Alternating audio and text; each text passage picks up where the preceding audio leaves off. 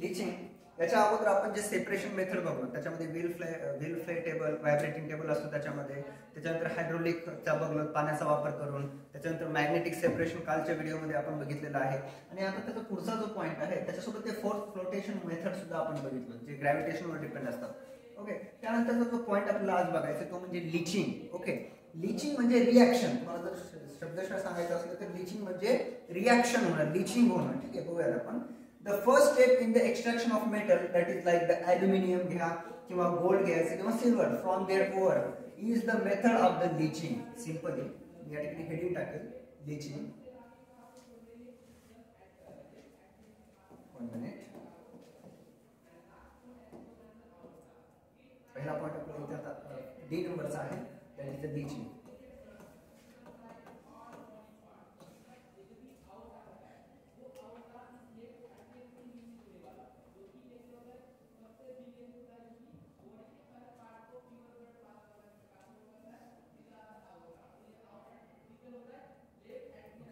Leaching मधला आपल्याला पहिला पॉइंट बघायचा आहे एक्स्ट्रॅक्शन ऑफ मेटल्स. काय म्हणते मी आपला पहिला point extraction of metals. Like कोणकोणते आहेत बघा. Extraction of metals like gold. Okay, gold, aluminium and silver. Gold, aluminium and silver. Okay, extraction of metal like gold, aluminum, silver. This method of separation is useful. This method of separation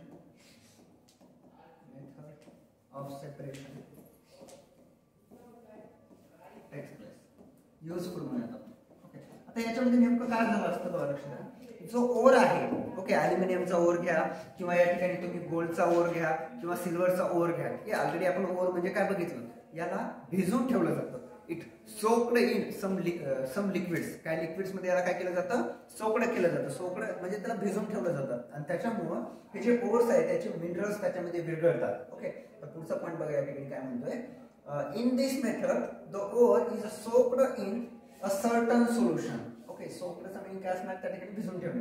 that ore is soaked in a certain solution for a long time. आता या ठिकाणी ते भिजवून ठेवल्यामुळे काय होणार आहे, the ore is dissolve. ते डिझॉल्व होणार आहे, विरघळणार आहे. कशामध्ये, त्या सोल्युशन मध्ये, due to the specific chemical reaction. म्हणून आपल्याला नेक्स्ट पॉईंट बघायचा आहे.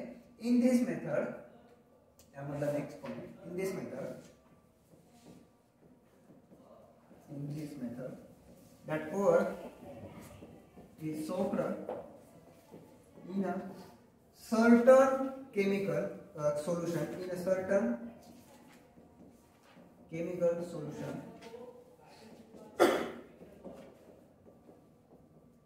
and that ore is dissolved in it due to some specific chemical reaction. Due to some specific chemical reaction. Okay, आता ते त्याच्यामध्ये काय झाले, विरघळलेले आहे. They R soaked, they are soluble. विरघळलेले, सिंपली डिझॉल्व झालेले आहेत. डिझॉल्व म्हणजे विरघळणे. काय, ते ओर मधले मेटल्स. ओके, पुढे पॉइंट बघूया. The ore is dissolved in that solution due to the specific chemical reaction. The gangue म्हणजे impurities. gangue म्हणजे काय असणार आहे, impurities.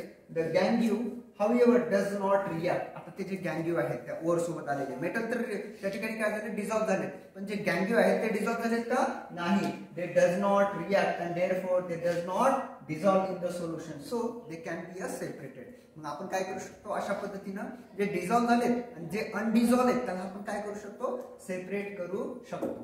ओके, म्हणजे आपल्याला जो नेक्स्ट पॉईंट बघायचा आहे, third number. gangue are not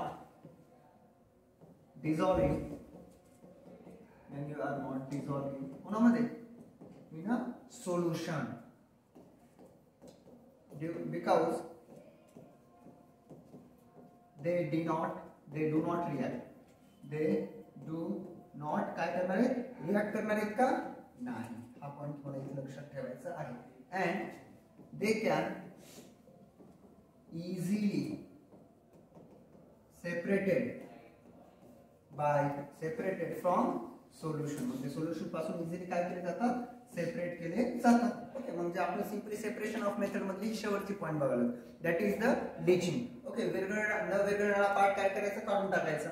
okay, आता एखादं एक्झाम्पल बघावं लागेल आपल्याला. So it can be separated. For example bauxite आहे. Okay, Al2O3 that is the ore of the aluminum. That bauxite, the aluminum ore is done by the leaching method. ठीक आहे, leaching मेथडचा वापर करून बॉक्साइड बाहेर काढला जातो. Here bauxite is a soaked, म्हणजे त्याच्यामध्ये ते विरघळण्यासाठी टाकतात. That is the sodium hydroxide and Na2CO3. That is a sodium carbonate मध्ये काय केला जातो, तो त्याच्यामध्ये काय म्हणते या ठिकाणी सोकड केला जातो, which dissolve the main ingredient that is the ॲल्युमिना.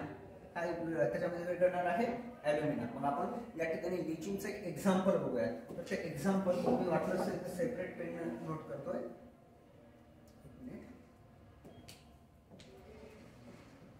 Example fourth point आहे bauxite ore. Bauxite is a ore of aluminium. कोणाचं ओर आहे, ॲल्युमिनियमचं. which is soaked in a that sodium hydroxide na okay, they are soaked in a NaOH, aqueous NaOH in a aqueous NaOH and दूसरा कोणता आहे, and that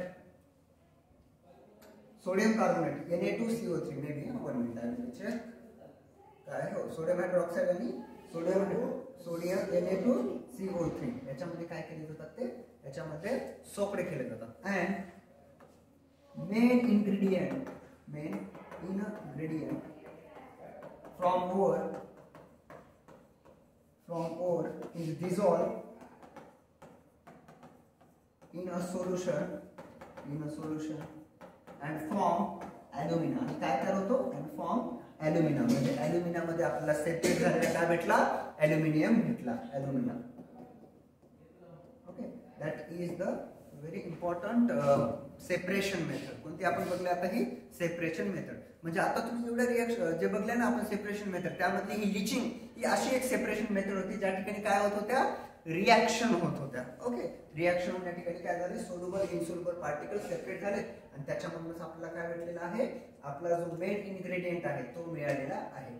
during the extraction of metals, हा पुढचा point आपल्याला बघायचा आहे. During the extraction of metals from their ore, metal is obtained from the cation of a metal. Okay, आता जो मेटल मिळवला जातो, extraction of metal from their ore, that metal is obtained from the cation. खूप महत्त्वाचं आहे, कशापासून मिळवला जातो, cation of the metal, and in this process metal cations is to be reduced. How to be bring about the reduction depends upon the reactivity of metal. आपण reactivity series बघितलेली आहे. आता त्याच्यानंतरचा जो पॉइंट असणार आहे that is the extraction of a metal. बघा, आता या टॉपिकचे आपण खरं 3 भाग बघतोय. त्यातला पहिला भाग म्हणजे त्याच्यामध्ये आपण physical and the chemical properties of metals, non metals बघितलेला आहे.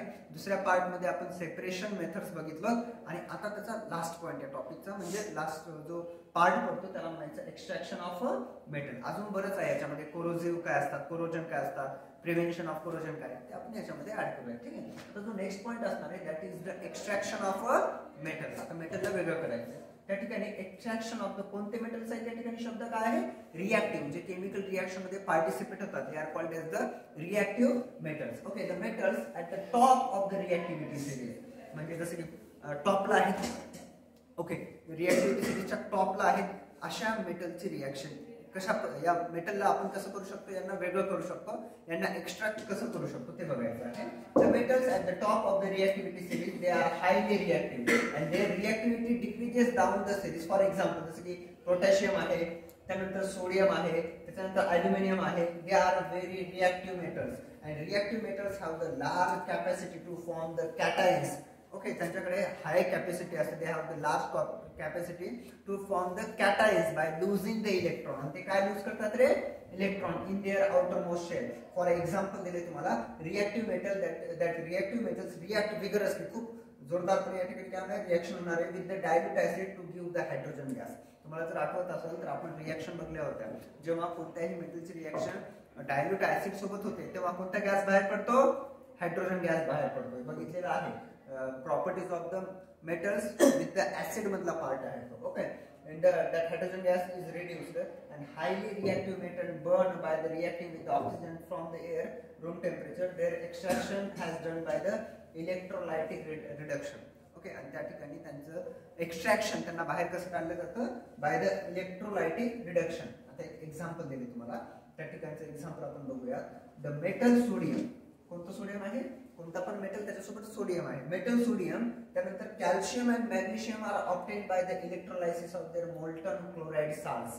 ओके, म्हणजे तुम्हाला एक गोष्ट लक्षात पाहिजे की बाबा जे मेटल्स रिॲक्टिव्ह असतात त्यांचं या ठिकाणी काय केलं जातं, रिडक्शन केलं जातं. त्याच्यानंतर काय केलं जातं, त्यामध्ये इलेक्ट्रोलायसिस केलं जातं. याच्यातून त्या पेपरला असा क्वेश्चन येत नाही, जे आहे त्या ठिकाणी चांगल्या पद्धतीने नोट करून देईल, इथं फक्त ऐकायचं तुम्हाला.